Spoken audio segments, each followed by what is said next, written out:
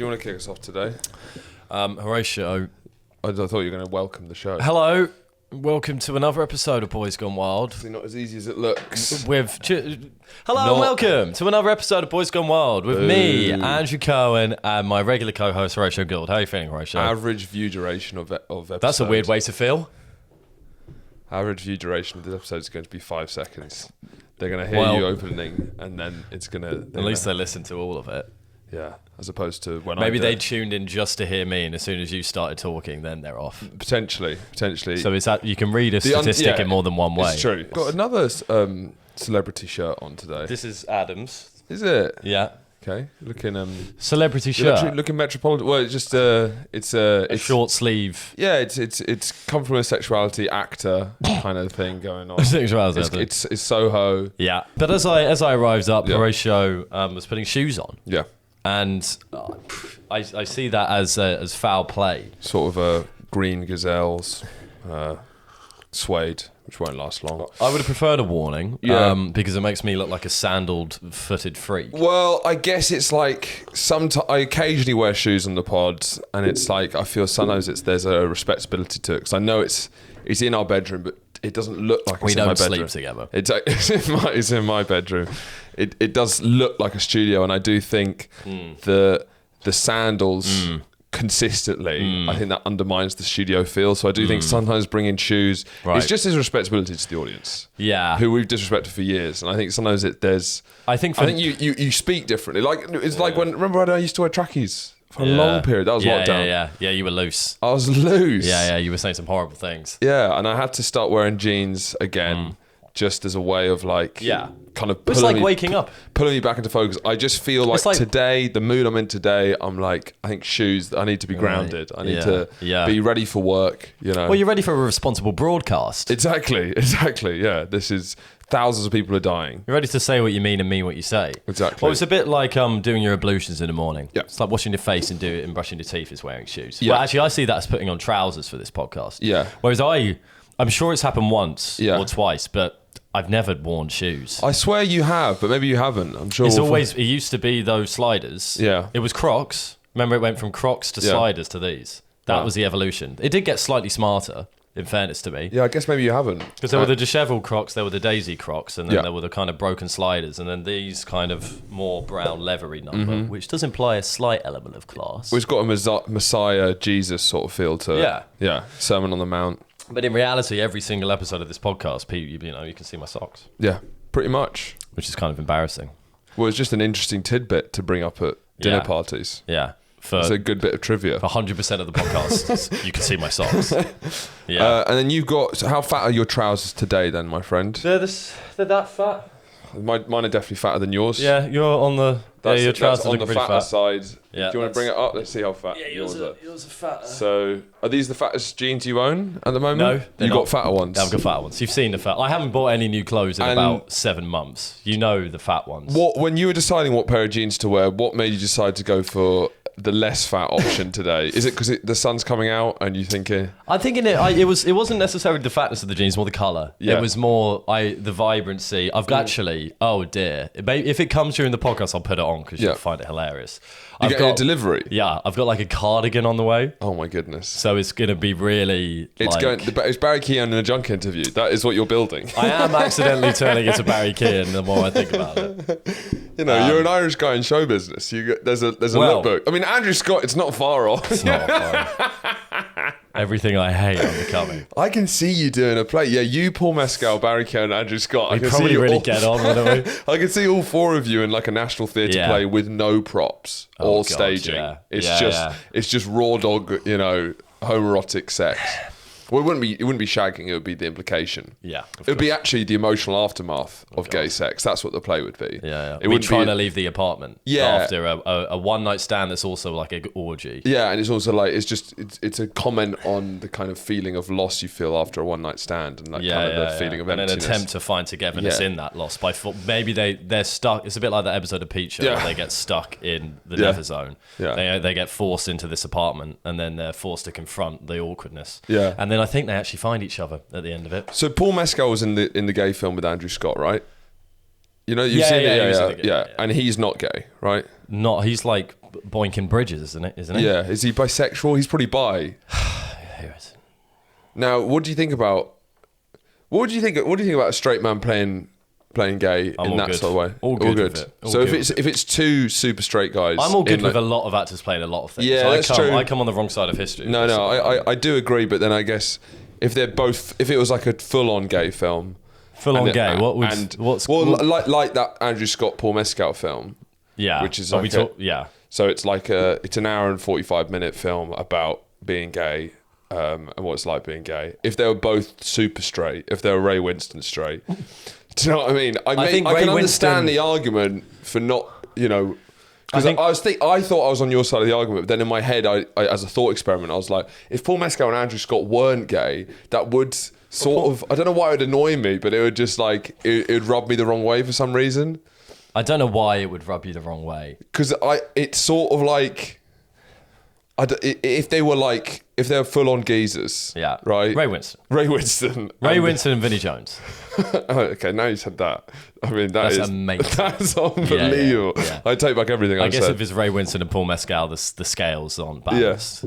Surely the answer is in the performance. If geezers as straight as a motorway geezers, if they can get there, then why can't they play it? And surely the purpose of the actor is to get into that character. And if they can, they can. Yeah. Ray Winston wouldn't be the best pick for the film because it's likely he couldn't deliver the kind of 20-year-old gay man. Probably not.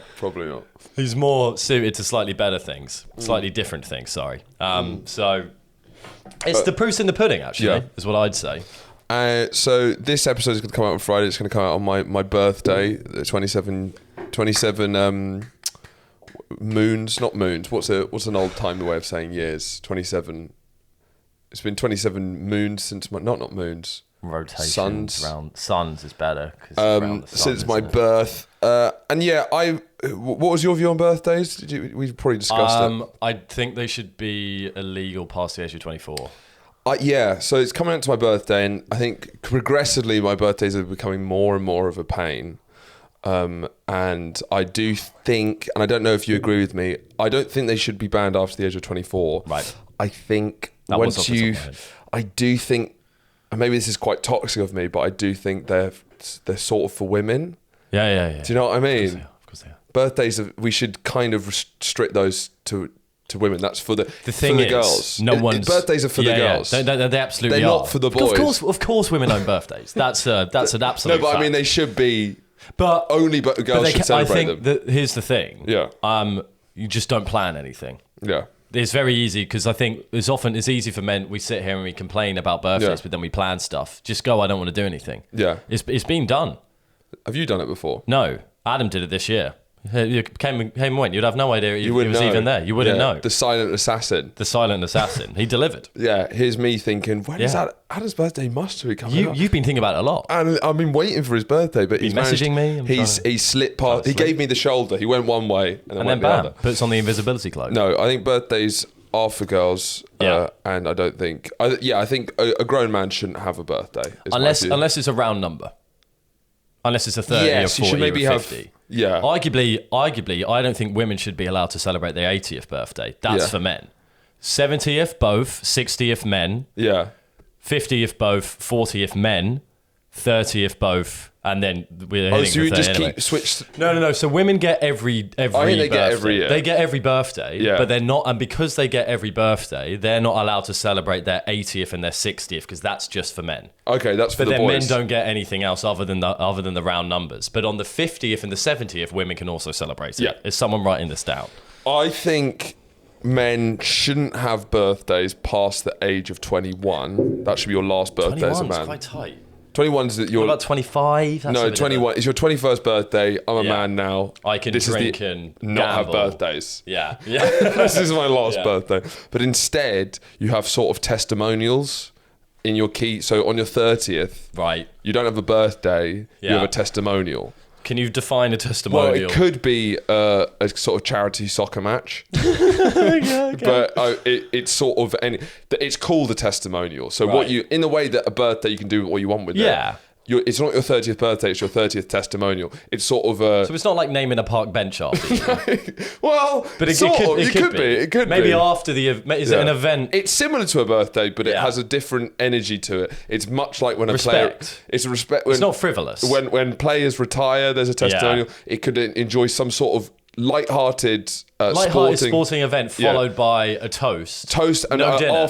Dinner with speeches about how important you are to them. Now that sounded more extra than the girl's birthday. It is extra. A testimonial. It is extra, but it's your testimonial, and you only have it like once every. I like the rule that beyond the age of 21, every male birthday should be either a cricket or a golf match, or football, followed by like a banquet. No, I think football doesn't work. But you can't. I think just no longer calling it a birthday. I think that would change the way No, I appreciate that. It brings a bit more honour and respect to the man aged above 21. Yeah, because maybe we do want to celebrate. We want to look. Birthdays are about celebrating ourselves, aren't they? Yeah, that's why people like them. Yeah, but I think men struggle with that past the age of But if it was called a testimonial would be like it's more like you put your bat up when you've got the century. That's kind of what it is. It's like when you're out at the crease and you're celebrating your 50 runs. Yeah, that's exactly. Your birthday. It's like a testimonial. You're dipping your cap to everyone that's helped you get there. Exactly. I like that. I prefer that. Yeah. I don't know. I don't think I'm going to do much for my birthday. Well, this is a classic Horatio move. Yeah. This is how I live most of my life with things. He made a WhatsApp group maybe 3 weeks ago with like a few people, not loads, going, can you put a poll of when you're free, Friday or Saturday? Completely fair. I was like, wow, this is one of the most prepared I've seen him. Yeah. That's all we've heard, of course. So it's now the week of, and I've got on my calendar Horatio, ? Friday. I mean, I guess because maybe it's almost selfishness to not celebrate your birthday, because in many ways, a birthday is not fun for the person having it in many ways. It's like a good opportunity. Because I've enjoyed myself at so many other people's birthdays. Women, but men it is. Because I've enjoyed myself at so many other people's birthdays. It feels selfish that I never have a birthday, because it's a nice opportunity for other people to enjoy themselves. Agreed. So, do you not like the attention? Well, to be honest, I get my fill. Do you know what I mean? Like birthdays also. Look, I understand extra girlies celebrating it. I actually respect it. Yeah. If you're extra every day, be extra on your birthday. But birthdays really. What they're really important to should be like the unsung hero. Yeah, like nurses or like carers. A carer's birthday should be like a sweet 16. The parameters of who can celebrate a birthday are getting narrower and narrower in our country. And I feel... I went to Paris last weekend. Like... Yeah. What? How dare you? How dare you celebrate a birthday? But it's more like I'm fine. I'm taking... it's not like seeing the sights. No one's looking at me and saying he needs to learn... when to celebrate, so he needs to take a he needs to take a load off. He needs to. You've just been up the Sacré-Cœur. It's like we don't need to go out to. It's about time the unsung hero. People come forward. Maybe you should donate your birthday to a more deserving individual. To a carer. I think I might donate my birthday to a carer. Yeah, so maybe you could go into a local hospital and then surprise them with like, congratulations, your birthday's this Friday. I'm giving you my birthday, and then they can have the night, but it has to be with your friends. Can't be with their friends. And you go on a pub crawl around Hackney. Yeah. Yeah, no, I agree. I also like the energy of being upset at people. I think being upset at people for not wishing you happy birthday is funny. Yeah. I've never understood it, but I do think there's something... There's a transitional phase. It just makes me laugh. Like Yeah, because it seems like the most childish and pathetic thing in the world. I can understand it if you upset your grandkids. I guess I can re-understand that, maybe. Yeah, family. Yeah, family. If you forget to wish your sister a happy birthday, fair. Yeah. But like, a mate, someone that you like played on the football team with at school, maybe not. But that's the thing about the Facebook wall. Yeah. The decline of Facebook has actually made people feel a lot worse on their birthdays. This is in effect social media. I don't know if... I think we've probably got past that now, because I think my last birthday I had 4. No, normal people have. I'm talking about the general population. Fine. So people aren't... A lot of kids, most of... I wouldn't know the age group. Facebook mums. Probably 27, 28 is when, under 28, there's a hard drop off of Facebook. Above, people are still using Facebook. They're posting stories, they're going to farmers markets in Billingshurst. Yeah. They're trying to that seems quite specific. And they're selling houses. That seems like it's one individual. Yeah, but they're still on Facebook. So imagine them when they've gone in the early days of Facebook. Wow. Look at all these friends I have, because everyone you'd see on the little right-hand side, it's someone's birthday today. And would you know what your record ever was? Like, I was breaking 3 figures. I think I broke 3 figures, and that was it. Yeah. I never, you know. Yeah, I never broke 4 figures. 1,000. It'll be every one of your friends. No, I think but I was tight on the 100 line. Yeah. Maybe 150 on I don't know, my 15th. What a year. Imagine the people who have had that. They've been busting 3 figures regularly, and they're still using Facebook in the way that they were, but suddenly all their birthday wishes are just decreasing as time goes on. I think about them regularly. I weep for them in bed. It's enough. I guess it represents aging, doesn't it? It does. It's a feeling of decay. Well, death. part of what we're talking about is the slow march to death. Yeah. You're not allowed to celebrate your birthday past a certain age because your life's no longer worth celebrating. Yeah. Because now you've done the growing. Now you're just alive. Yeah. Now you're just alive and slowly decaying. Well, there's the growing, celebrate growing. Yeah. Then there's you're just alive. Don't celebrate decay. And then it comes back around where it's like, wow, you're still kicking. Still alive. You're still alive. Fair play. That's exactly what it is. There's a bell curve. There's a sort of... How does it look? grow. You're just fucking alive. You're still alive. Well, it's like that and then there, isn't it? Yeah. Just that lovely dip. Yeah. We do come up with some stuff. Yeah. That's a graph. That's good. That's good stuff. But let's talk about some actual stuff. Yeah. Do you want to do Louis Walsh, I think? Yeah. Because he's been nattering on. Oh, yeah. We forgot to talk about this in maybe the last 2 episodes, because this has been flying around for a while. It's been on the docket. Yeah. So, Big Brother, I haven't actually seen this. I've only seen maybe 3 or 4 clips of Louis Walsh and Sharon Osbourne, who I guess at the moment would be the running for this week's Boys Gone Wild, I guess. Yeah. If last week, who we should promote actually, because the Patreon, we talked about the Man with the Iron Lung for 45 minutes. It's one of the best. It's one of the best episodes. It's one of the best podcasts we've ever done. Actually. So I would only There's recommend. one topic. If you want, it was more than 45. No. The beginning is 20 minutes without it, and then it's just. If you want 45 minutes of the man. About the man with the iron lung. A lot of people said... He's one of my favourite people. It's true. I've thought about him a lot since. So have I. And Horatio and I have both been quietly obsessed with him, and we've never really discussed him. So this came up. So last week was Man with the Iron Lung. This week, I would probably give it to Louis Walsh and Sharon Osbourne. Feels late. It feels like we're not particularly on the pulse with culture, but of course we're not. Because I've only seen their clips of them going on Big Brother, and basically... it feels relatively unprecedented. This sort of like we grew up with Louis Walsh and Sharon Osbourne, so I feel like my main TV watching mainstream times, they were kind of dominating it. You used to go to the Triangle, play squash and tennis, and then come back and then have an Indian takeaway and watch X Factor. Exactly. My parents divorced. Please continue. And but on this show, you see them and they're talking so loosely. And just speaking as if the cameras aren't there, but clearly they know the cameras are there.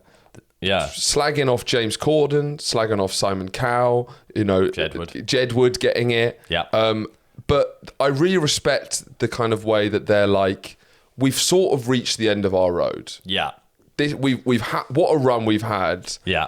We don't give a fuck anymore. Do you know what I mean? It's a bit like they're bringing everyone down with them. Yeah, why the fuck not? And it's just these two old queens. Yeah. I love the cattiness of it. Just the way they talk to each other. There's like a sincere gossiping. No one has... Whenever Louis is not... Right. Whenever someone has asked Louis about someone, he has always used the word vile. He calls everyone vile, which is one of the most vile words you can use. Yeah, he's trigger happy with vile. And it comes in... I mean, at first, he was incredibly unlikable from what I could see. I was like this horrid, rancid man. Yeah. And didn't he get done for being inappropriate and stuff? Yeah. Because he's like, the guy's gay, isn't he? I know he's not, but he was gay in the fucking... He was gay in the 90s. What's the difference now? Exactly. But he's out there grabbing. Is he still doing it? He's out there grabbing. I don't think he's still doing it, but he was definitely... He's a music producer, right? So do you think he's just trying to fit into the culture? No, but it's just more like, don't judge don't judge, I was running through stereotypes and I was like too offensive to... No, not that one. We got in trouble for that. Weirdly, I was like, it's like judging a Jewish guy for eating a bagel, which is weird. Even though I don't think I've seen a Jewish person eat a bagel actually. It would be 2 on the nose. For God's sake, what are we doing? Move on. Why are we doing this now? There's no reason to be there. Crazy. There's no reason to be there. We're talking about Louis Walsh. There's no reason to be in this area right now. Let's just move on now. So he's gay, isn't he? I know. Yeah. Look. What, you think he's faking being gay? No, he's straight. What? He's straight. No, he's not. Yeah. No, he's not. What? Let's just. We always pull our phone outs at the same moment. What? Louis Walsh, sexuality. Maybe it's like he's never come out. Bro's gay. Yeah, I know, but no. He's been done for like inappropriately touching women. I know that could be, in a non-sexual way. Yeah, but if he's gay, it's not inappropriate. It's very appropriate. That's all we've got time for. Or he could be bi.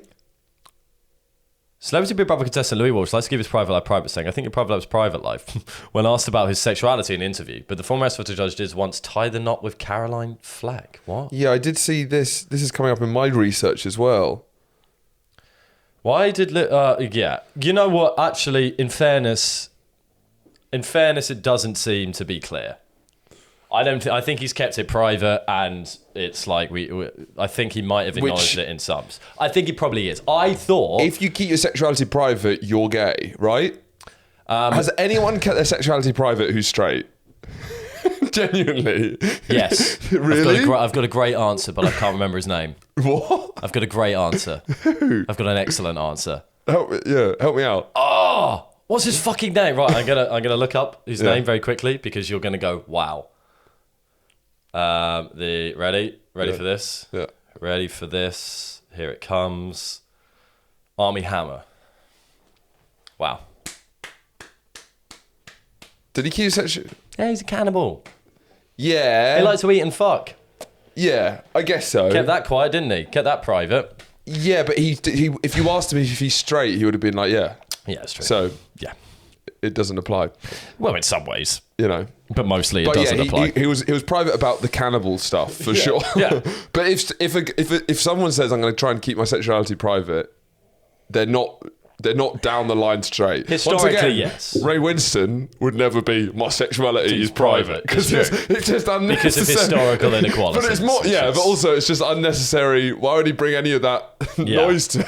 Yeah, it's true. Well, Louis probably would have chose to. I mean, he's an old man now. Yeah. He would have chose to keep it quiet in order because he thought it might be a problem back in the day. That's well, probably what's happened. if a lot of people thought maybe I was gay and that was getting me roles on TV and stuff. I would be like, if I was asked about sexuality, I'd be like, that's very private to me. I'd say private. Right. Yeah. So I'd be a straight guy, but in the closet, or like just keep that blurred. Yeah. You know? Yeah. So I guess it can go one of two ways. Isn't history interesting? Yeah. So have you been watching Big Brother? Yes, I have been watching some Big Brother. Louis, at first, is it good? Is it good coming back? I watch it. Elle watches it, and I'm at work, and I'll have an eye on it. I'll keep one of my eyes on it. Keep an eye on her as well. So she I'm just ideas. like watching both. Like you're not getting any ideas, are you? It's Big Brother. Big Brother's Big Brother's Big Brother's Big Brother. That's kind of my review of it. It is what it is. The celebrities aren't 3 stars. Yeah, 3. It's back and it's back. The celebrities are not particularly interesting. There's some they're not bad. They're not bad snags. Walsh is a big one. Mm-hmm. Fern Britton, that's probably the second most famous. Yeah, she's quite nice. I know Fern Cotton. Yeah, and I used to confuse the two. I can't picture who Fern Britton. I probably did too because I don't know many ferns, and I think there's for the amount of Cotton. And the amount of ferns in the public eye in the UK is vastly disproportionate to the amount that are in the UK in general. I feel Fern went hard out of fashion as a name. But there's some age gap between Britton and Cotton. Is there? I'd give it 15 years. Maybe even 20. Well, Fern is a weird name because it reminds me of a fern. As does it me? I hear fern and sometimes like that's a plant, isn't it? When you think of a fern, what do you think of? I think of a nice spatial leaf. I think of like a small cacti, weirdly. Well, that's ridiculous. What is a fern? I think a fern is a leaf. One of those limp leaves. Like it's got a stem. Yeah. And then it's got it's loads not a powerful plant. No, it's like fern. I think you could fan well with a fern. If someone was to, on the top of my head, if someone was to run up to me on the street and go, "What's the best plant to fan with?" I think I'd go fern. But fern isn't a type of plant. I feel it's an umbrella term for small plants in a way. It would also be a reasonably good umbrella. Well, depends. If it's a cactus, then fern. What is a fern? You know what? I couldn't have been more bang on. Yeah, that is. Yeah, of course. That's exactly what it is. Yeah. I mean, I don't know. That's bracken. Well, is a fern a type of thing, or is a fern an actual plant? We've got plant in grey and fern in black. Okay, fair enough. Would you like overview, representative species, care, habitat, types? God. Types. We can do types. I'm learning a lot. Boston fern. There's loads of kinds of fern. Yeah. So in a way, it is an umbrella term. Yeah. There's an autumn fern, a holly fern, a Japanese painted fern. Yeah. So Louis Walsh, Sharon Osbourne. The first one that I saw them talk about was James Cordon. Yeah. I don't know who they're speaking to, but he said he's like a name dropper, right? Yes. If you drop the names, I'll pick them up for you, was one of the lines, which I've never heard before, but I quite like that. I did like that, yeah. It's amazing. Well, I guess maybe they feel emboldened to slag off James Corden because it's maybe a safe space, because it's... How do you answer about Jedward? The nation's heroes. I'm working my way through. Yeah. But it's amazing how spectacularly hated James Corden is, outside and inside the industry. Yeah. He must be awful. You get brownie points for shitting on him nowadays. He must be terrible. But this makes me like him a bit more. This weird pendulum. Yeah. Because when someone's getting such ridiculous... Well, I think because, it's kind of... Well, John Oliver's kind of gone under the radar a little bit. But I think that's because he wasn't famous in the UK and then was suddenly famous. When you say go under the radar, you mean for people in the UK? In what sense? That he's not really famous in the UK. No, but he didn't make it in the UK. That's what I'm saying. Yeah. So that's what I'm saying. That he's probably, because but there's always going to be a thing of, I think if someone's famous in the UK and then they make it in the US, particularly as a late night host, you're going to be a bit like, dickhead. No, I don't think that's true. I don't know. I don't think people like too much American success. I think James Corden, he is just really disliked by people.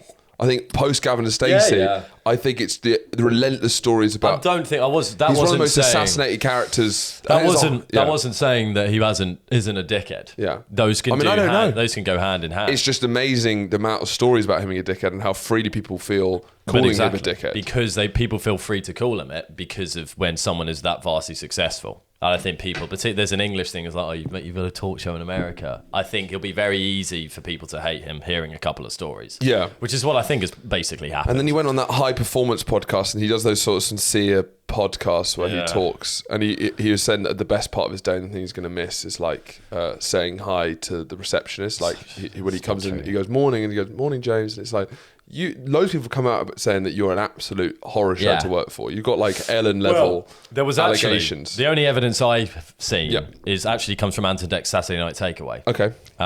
Not the classic academic journal you'd expect. No. But they did a bit, I think, when they like, they're prankers, they're jokesters. Yeah. Yeah. Yeah. Yeah. I'd say so. Is that fair? I think we can characterize them as that. Yeah. And they do that thing where they'll like get people to say something. Yeah. And they'll be in the studio with that massive microphone that's clearly performative when they're going, now tell him he's fat. Yeah.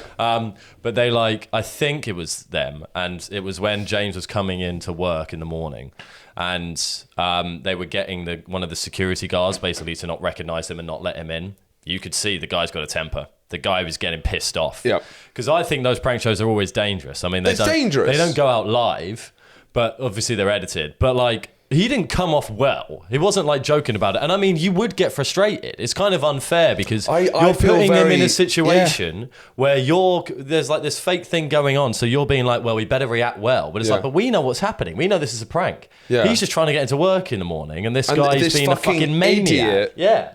His pictures on the fucking... So it's harsh. So it's like, there was a temper there. You could see he's got a temper. But at the same time, I would have a temper in that situation. Yeah. So, I think those pranks are deeply unethical. I mean, I wonder if he has to sign off on them, like... What, that at one point he'll be pranked? Oh, what, for it to be aired? Yeah. Of course, yeah. Fine. So he'll be able to veto it. Fine. Yeah. Which, that seems fair enough. But yeah, I feel undermining trust in everyday people. Yeah. Via prank shows, because I don't want when someone's being mental to me thinking, is Ant and remember when you were on Punk'd and you were really horrible? I was like, yeah, because someone was stealing my car. It is fundamentally unfair. Yeah. It was being judged for a contrived situation. And what was the Simon Cowell thing? Oh, that I think it was more Sharon. Yeah. But that he's just kind of dropped everyone. He's kind of only interested in certain people, and he just kind of, he has no loyalty. He'll drop people. I think it was Sharon. Which I believe. That makes complete sense. That wasn't surprising. But it's good to hear.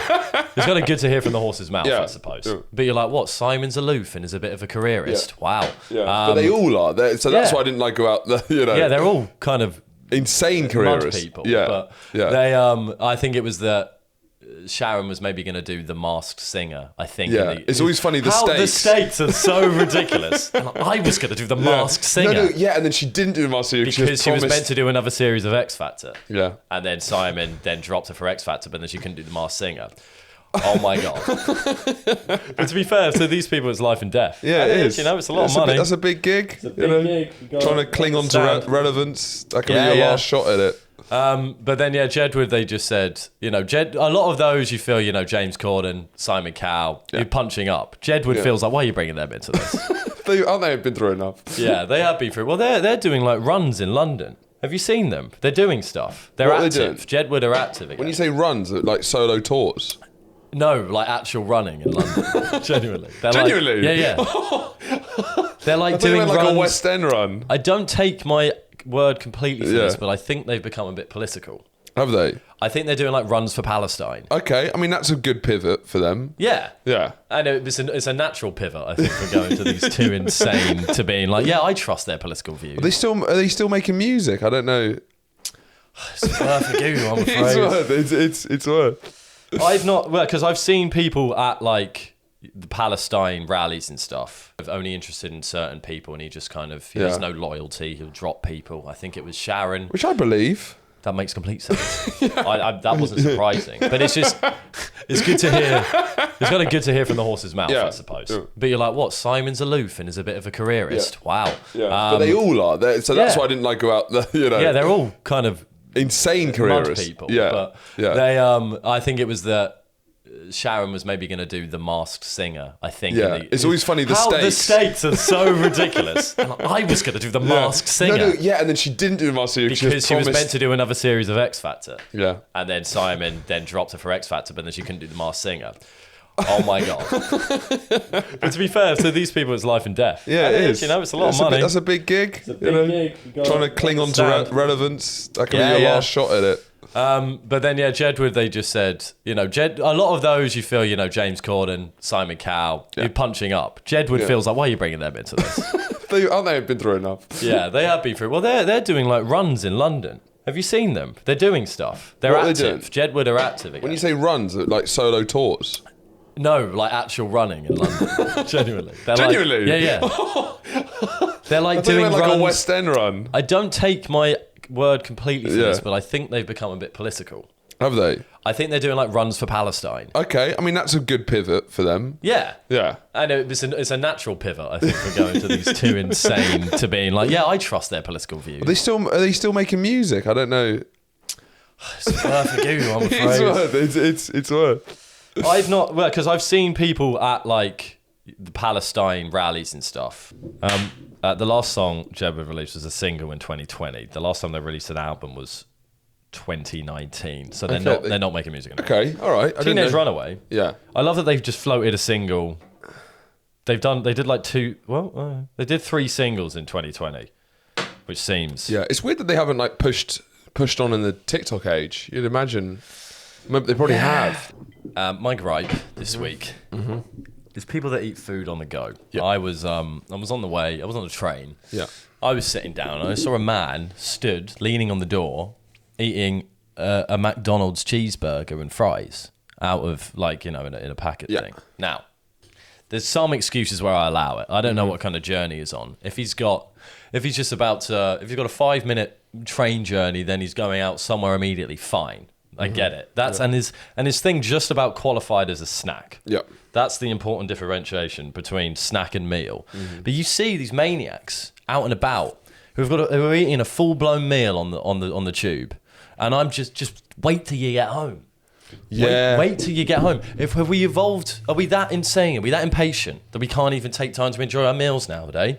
Meals on the go shouldn't exist. I do think it's part of British culture, especially It's that we have quite little value for sitting down and eating. Exactly. And London culture within that especially. Why and are I do you think then that that's much of a rush? reflected in like recipe books. Yeah. I don't think in France they'd have recipe books. Where you have to get it done in a minute. Well, where it's like 15 ways to make a lasagna on the way to the tube. A recipe book we'll have here. It's like everything is about how quickly can you make it. But then I guess I do agree with you that as a wider cultural issue, it is a problem. But as I am someone who regularly has to do that. Gigging, you gig during dinner time, so it's either before or after. A lot of time I'm consistently late for everything anyway, so normally I will be running for a tube eating a 4-course meal, you know? A 4-course, yeah. I've seen him do it. It's quite the feat, actually.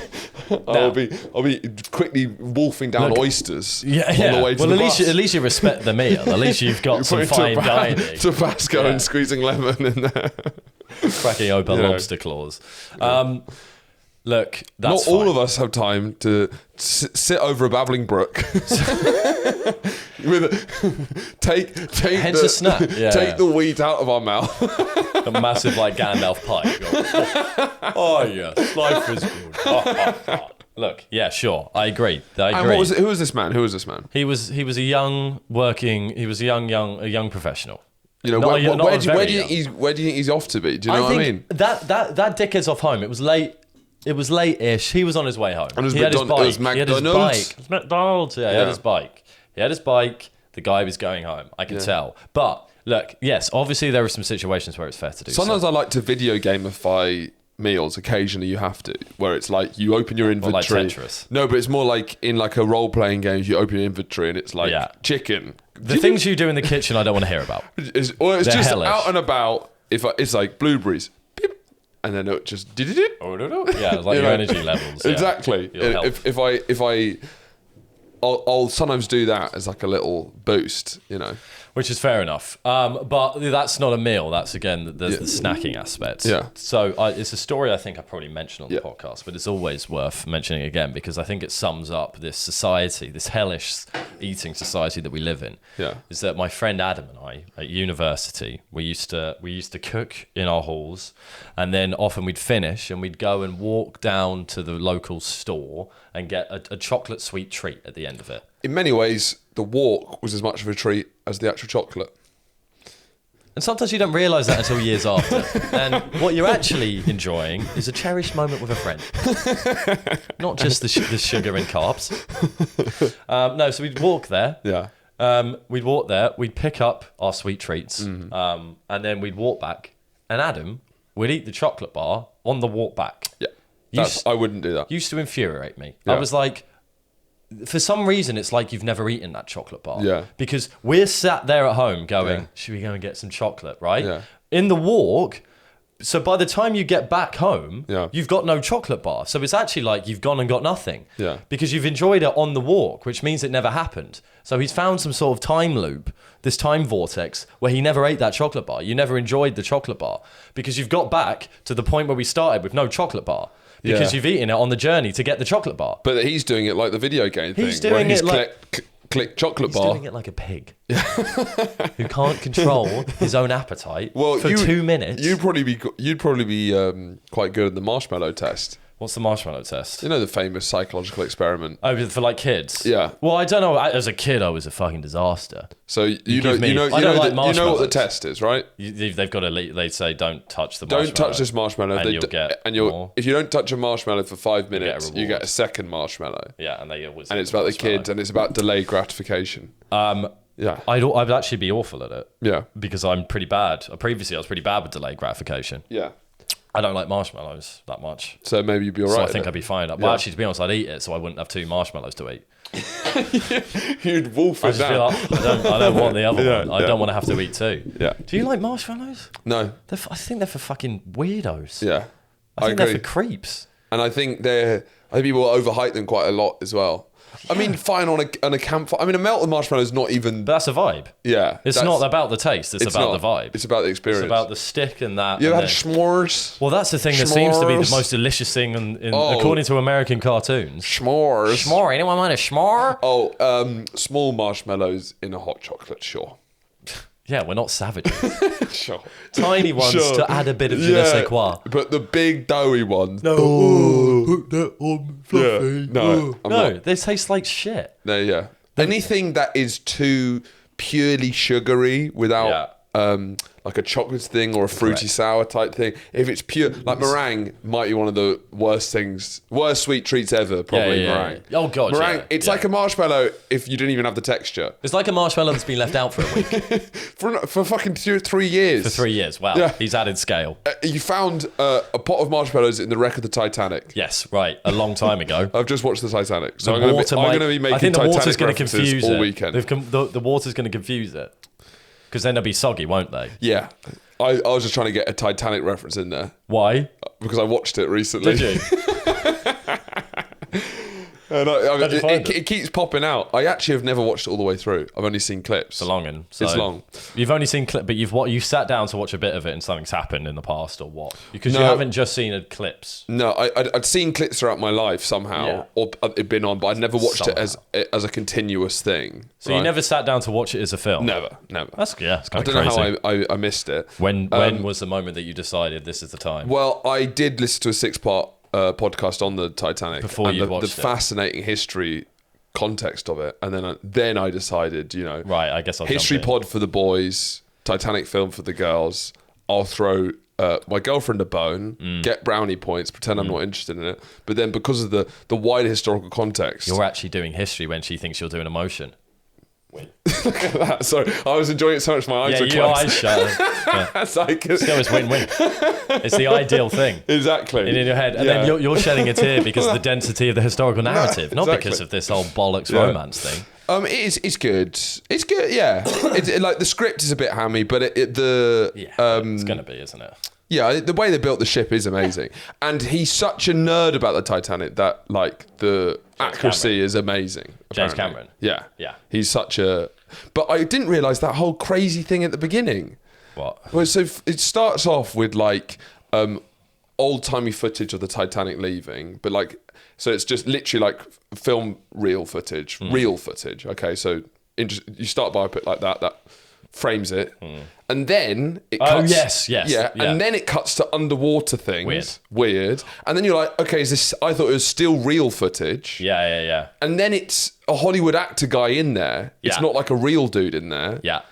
And then you have this whole long, and no wonder it's 3.5 hours because there's so much of this shit. Going back to this. Yeah. And then that's when I did that. And then I didn't realize. I had no idea they told it via her remembering shit. Yeah. Well, I think I've probably watched it 3 times, and every time I come back to it, I'm going, "Oh, that wasn't a dream. Yeah, that's crazy. I didn't make that up." I mean, something that would have made me die laughing, which is like perfectly set up for it, is the first time you cut back to her after she started telling the story, They're right? Asleep.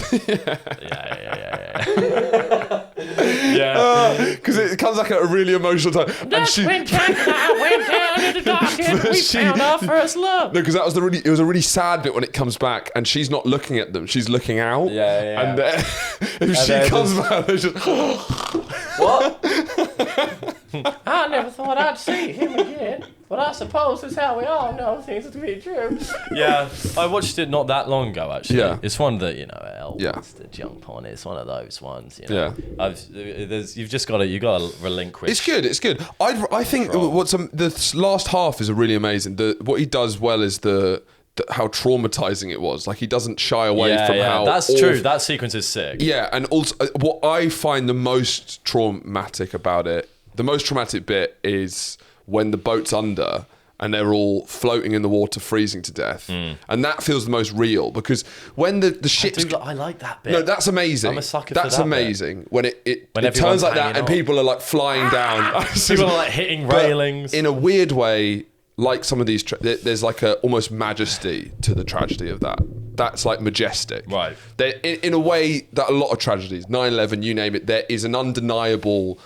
There's a majesty in the deaths that are happening, whereas the freezing cold there's water a is majestical quality to these extraordinary visual. Yeah. You know, whereas just freezing in the ocean isn't. But then that feels like that is the reality of it. Like that. Is 1,500 people. Yeah.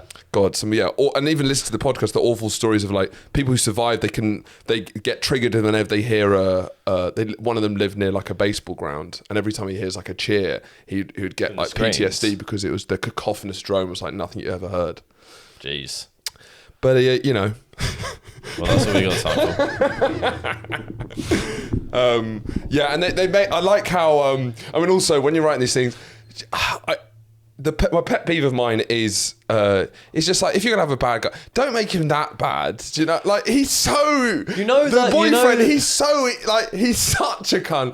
But no one's that much of a cunt. There's that villain who's like he's kicking old ladies off. It's well, he looks a bit like a vampire. But there's that villain that's always drawn who's got a pointy face, black slick back hair with a long nose who kind of walks around. It's like Dracula sort of archetype. Yeah, but there's a different guy, but he's always like. That sounds like Dracula. Yeah. Well, it probably is Dracula. Oh, you mean the actor? No, yeah, but there's a drawing of like if you were to draw a villain, it looks like him. What's his name? But apparently, listen to this podcast. It was over-egged the class thing when it came to the boats. It was gendered, obviously, so lots of women and children, not men. But apparently, what was amazing was the amount of like the richest people. A lot of them stayed on the boat and hold themselves very accountable. It wasn't like this. For what? What do you mean? When the shit was going down, right? It's been so class tiered the whole boat, but when it came to who's going to get on the boat, it wasn't actually. It was it was at the height of that sort of stoicism, Gilded Age sort of stuff. Yeah. But like the richest man on the boat, Astor, because they're so important that they're a gentleman. You know? And I was thinking, even till death, the people who died the most of the three classes. So there's third class, first class, and second class, right? I hate that you went 3, 1, 2, but we'll move on from that. Yeah. So third class, you only see first and third in the film, right? You see, you can't keep saying numbers or I'm going to panic. The Irish jig, and then the haughty old. Yeah, party. No, I know the classes. Yeah, but you're just doing them in non-numerical order. But it was the second class who died the most and it makes sense because they're like, I guess they're like middle England, middle class. They're sort of like.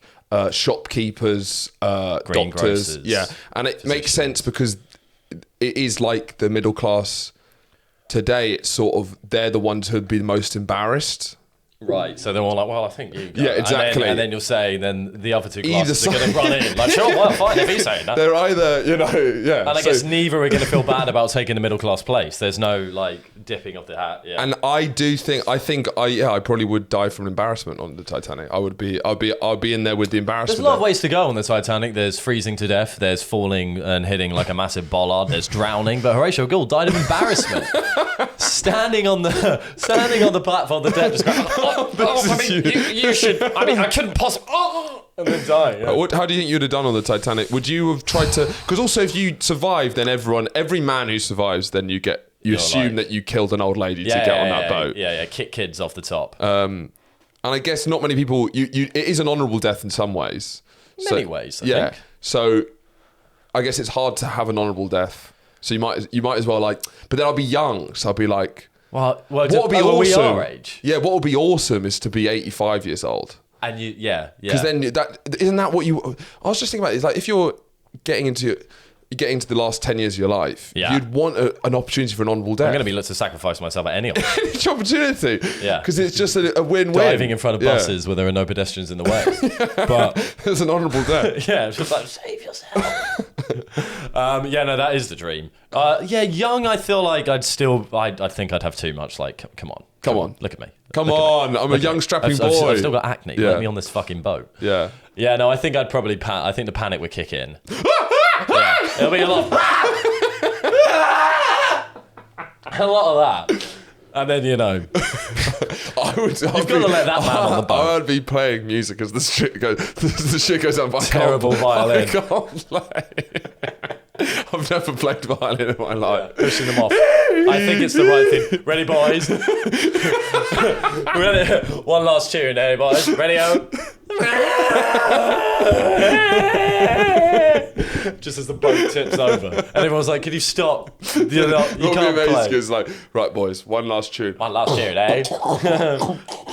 was a man in the corner who said to me. But imagine like if it was a modern cruise ship and there was like a diversity. No musicians. Well, there was like a diversity breakdance group or like a beatbox.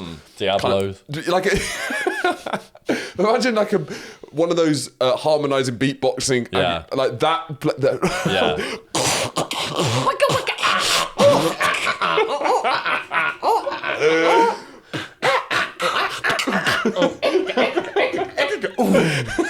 Tears coming out of their eyes as the ship slowly gets swallowed by the ocean. It's true because you'd want to go down playing the music that you loved with your boys. It's not their fault that the music that you loved isn't appropriate for this situation. Well, I guess you could do. Yeah, you'd choose the saddest one you'd got. Yeah, but what's the saddest song a beatboxer has? Yeah.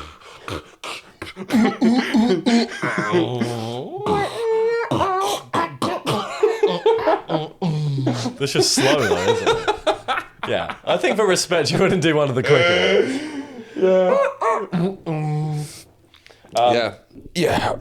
We're gonna move over to the Patreones now. Muchos lovos. You better all wish me a happy birthday, or I'll be his Facebook wall, or else I'll be really upset. That'll be fun. If you don't wish me a happy birthday, I'll be really hurt. Yeah. And it's today, isn't it? It's right now. It'll be right now.